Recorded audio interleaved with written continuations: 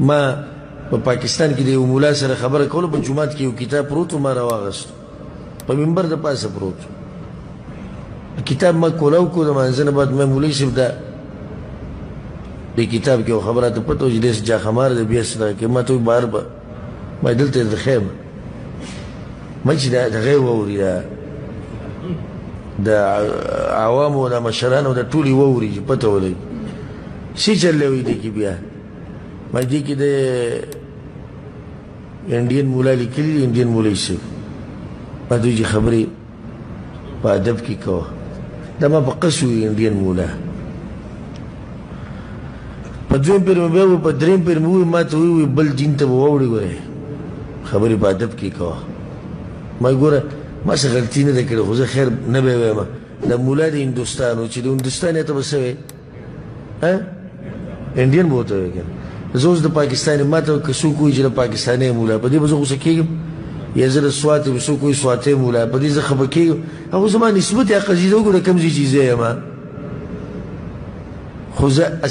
ما دا خبره نوټ کوله او د خلکو ته مې خوا چې وګوره په انډین مولا څومره غوسه کېږي دا هغه دي کنیکشن یې چې د پیغمبر نه کټ دی پیغمبر یې د کنیکشن یې د الله نه کټ شوی دی خو یې څه دي وښایه پکې کتاب مې کولاو کو مولوي صاحب پکې یو خط لیکلی دی د یو بزرګ خط یې را نقل کړی دی د یو بزرګ خط یې را نقل کړی دی نو خط په آخره کې لیکلي چې یا الله میں کیا ہوں میں گنہگار ہوں میں جھوٹا ہوں زه هیڅ نه یم یا الله زه دروغجن یم زه ګناهګار صحیح ده خپل تقصیر خپل کمزورتیا منی دا خو موږ ټول داسې وایو مشکل دی چې وایي تیرا ہی ذل ہو تیرا ہی وجود ہو یا الله ستا سوری یم زه ستا سوری یم او ستا وجود یم اور وہ جو میں ہوں وہ تو ہے اور اگر سچی زیم اگر تے اور جو تو ہے وہ میں ہوں اور سچی تے اگر زیم اور میں اور تو شرک در شرک ہے کتاب نوم د تلالم اوس به پکې بعض خلک رمشي که مې ټولې پېژنې نه هغه کتاب ورته ما وخو ما دې خبرې باره کې څه خیال دی وایي ته راکړه ما نه کتاب یې زما نه واغست ته به چې زما د خبرې وانه اورېدې بیا ودرېږي کتونه مخکې پاڼه وکته که دې ځینه ولسه دغه جوړ کړو ونه کیږي بیا دې ځینه وکته که دې ځینه ولسه جواب جوړ شي چې دا شاته بیا دا ویل دې ځینه هم نه کیږي ورته هر څه کې خو د انډین مولا دفاع خو به کې زموږ مولوي صاحب لکه الله په حق باندې الله څه چولی دی څه ووایه غیرت په ځان کې راوله الله ته وایي ما او تا شریک یو الله ته وایي څه چې زه یم هغه ته او څه چې ته هغه زه یم لکه ما زر کو دا سټ دي چې وګورو یاره وایي د بزرګانو خبرې ډېرې پیچیده دي د دې بل څه مطلب یې وایي ما راکړه دا کتاب ماله راکړه ما یې د عوامو ته مې وویل ما تاسو صاحب یو خبره خو نور زه په دې هر څه باندې پوه وایي څه ما چې انډین مولا وویل دی څومره غوسه شو ما ته بل دین ته به واوړې حالانکه په دې څوک نه کافر کېږي چې انډین ته انډین ووایي بلکې چې عربي ته انډین ووایم پرې نه کافر کېږي عربي ته انډین ووایه عربی روان دی وایي دا انډین دی په دې څوک کافر کېږي زیات نه زیات به ته څوک ووایي چې نسبت ته غلط وکړو بس خو دې په زه کافر کولم خو چې ما ورته وښو چې یو سړی الله ته وایي چې ما او تا یو بل سره شریک یو او د یو بل په شان یو په ده کې دا غیرت رانغی د دا ونه وي چې دې سړي زما د الله بېعزتي وکړه زما د الله بېقدري وکړه لرې کړې دا کتاب لرې کړې دا مولا چې دا خبرې کوي ده به څه علم وي ده به څه کتاب وي ای ونه کړه هغه کتاب او بیا هم په هغه منبر پروت و اے مسلمانانو وهابیان چې مو دوکه نه کړي پر د خوږ مذهب مو جلا او یا خسته نه کړي پر د خوږ مذهب مو جلا الحمد لله وحده والصلاة والسلام على من لا نبي بعده. د اهل سنت والجماعت د عقیدې سره تعلق لرونکو غیرتمند مسلمانانو ورونو،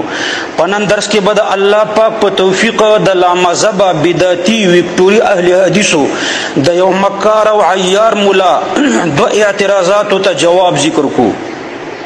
اولی د محدث العصر مولانا زکریا رحمه الله توهین کړی دی، انډین مولای ورته ویلی دي، نو هغې ته به جواب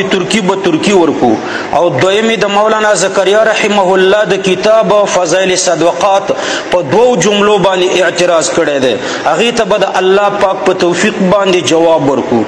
نو اصلي مقصود چې د فضائل صدقات په جملو باندې د اعتراض نه جواب دی، دا به مخکې کو. مولانا زکریا رحمه الله په فضائل صدقات کې یو 2 جملې را نقل کړي دي. اوله جمله دا ده چې جو مین ہے وہ تو ہے، او دویمه جمله دا ده چې اور مین اور تو خود شرک در شرک ہے. ورپسې مولانا زکریا رحمه الله دام لیکلی استغفر الله استغفر الله استغفر الله. خدا پکې د لامذهبه بدعتي ویکټوري اهل حدیث نه را نقلی دا د استغفر الله جملې. ګوري ورونو، دا اعتراض د دې مکار او عیار لامذهبه خپل اعتراض نه دی، بلکې دا اعتراض ډیر مخکې وابیانو په ماهنامه اهل حدیث کې چاپ کړو. او همدا اعتراض لامذهبه زبیر علیزیم کړی دی. همدا اعتراض زموږ د زمانې یو بل ګستاخ نیاز محمد کونړي عرف امین الله پېښوریم کړی دی. داغه د کلیپ نوم دی د باطل فرقو عقاید. ګوري ورونو، جواب دا دی چې دا د رشید احمد گنگوهی رحمه الله خپل شیخ ته یو خط دی، مولانا زکریا رحمه الله دلته را نقل کړی دی. په دې خط کې اولی جملې داسې دي چې میں جھوٹا ہوں کچ نہیں کچھ نہیں تیرا ہی ذل ہے تیرا ہی وجود ہے میں کیا ہوں کچ نہیں ہوں، یعنی زه دروغجن یم، هیڅ نه یم، ستا ذل او سایه یم. یا الله پاکه یوازې ستا وجود دی، زه هیڅ نه یم. کچ نہیں ہو من کیا ہو کچ نہیں ہو، یعنی زه هیڅ هم نه یم. نو دلته د صوفیو د اصطلاح مطابق ځان ته کالعدم وویلې، یعنی مطلب یې دا دی چې زما هیڅ ذاتي کمال نشته. نو اوس چې ځان ته کالعدم وویلې، د دې نه وروسته فرمایي چې مین اور تو شرک در شرک ہے. مین اور تو یعنی که زه ځان ته ځان ووایم او دا نعمتونه خپل ذاتي کمال وګڼم، نو بیا یو مین شو او بل تو شو، نو دا شرک د شرک دی، یعنی شرک دی او شرک دی. وروسته فرمایي چې استغفر الله، الله نه بخنه غواړم د دې شرک نه، استغفر الله استغفر الله. نو په دې استغفر الله استغفر الله استغفر الله کې د دې شرک نه خپل براءت اعلانوي، یعنی د مین اور تو د دې جملې نه براءت اعلانوي. یعنی دا جمله زه نه وایم چې مین اور تو، یعنی ځان ته ځان ووایم او دا نعمتونه خپل ذاتي کمال وګڼم، نو یو مستقل ذات زه شوم اور تو، او بل مستقل ذات ته شوې، نو مین اور تو شرک در شرک دی. استغفر الله استغفر الله استغفر الله. الله پاک ته د دې شرک نه خپل براءت اعلانوم. نو یو جمله دا ده. بل جمله دا ده چې دی فرمایي چې جو مین ہے وہ تو ہے. نو ګوري د مین لفظ د انا په معنا مرضی، خو دلته د انا په معنا سره نه دی، بلکې د مین لفظ د غرور او د تکبر په معنا سره دی. په فیروز اللغات کې د مین معنا په غرور او تکبر سره شوې ده. نو د جو مین د دې معنا دا ده چې یا الله که زما په زړه کې تکبر راش، بیا فرمای و تو ہے، یعنی ته هم زما په زړه کې یې، نو دا شرک در شرک دی. یعنی مطلب دا دی چې که زما په زړه کې تکبر هم یو یا الله پاکه تم پکې، نو دا شرک در شرک دی. نو تعجب دی په دې مکارو عیارو لامذهبو ویکټوریانو چې د امتی په خبرم نه پوهیږي او بیا ځان ته اهل حدیث وایي، نو دوی به د رسول الله صلی الله علیه وسلم په احادیثو باندې څه پوه شي. دویم د د بې ادبۍ جواب دا دی چې ګوري ورونو، د مولانا زکریا رحمه الله شخصیت پټ شخصیت نه دی، په لسګونو کتابونه لیکلي دي، تقریبا د حدیثو په اکثرو کتابونو شرح موجود دي. د اوجز المسالک په نومي یو لویه شرح د حدیثو لیکلې ده چې ویکټوریان صرف تلاوت هم په 10 کالو کې نشي کولی. نو دا لامذهبه ترپالي ویکټوري هغه ته انډین مولا وایي او بیا وایي چې ما خو حقیقت ویلی دی هغه خو د انډیا و که نه او بیا وایي چې ما خو څه کفر نه دی ویلی ما ته که څوک سواتي ووایي نو دی خو نه کافر کېږي زه یمه د سوات نو ګوري ورونو جواب دا دی چې په اصل کې عرفي معنا او لب لهجې ته اعتبار وي ټیک ده انډین مولا په لغوي معنا سره دروغ نه دي لیکن په عرف کې دا د توهین کلمه ده او بیا ستا د لب لهجم توهینی ده او اعتبار عرفي معنا ته او لب لهجې ته اعتباري زه به تاسو ته یو مثال ووایم مثلا مونږ خو نه وایو خو که یو څوک همدې بې ادبه ویکټوري اهل حدیث د دې سواتي په باره کې ووایي چې سواتی بې لکۍ مولا دا اعتراض د خپلو مشرانو ویکټوریانو نه راغلا کړی دی لامذهبه سواتی بې لکۍ مولا دا اعتراض د خپل ځان نه نه دی کړی بلکې دی د خپلو مشرانو ویکټوریانو نه راغلا کړی دی نو ګوره دا جمله دروغجنه نه ده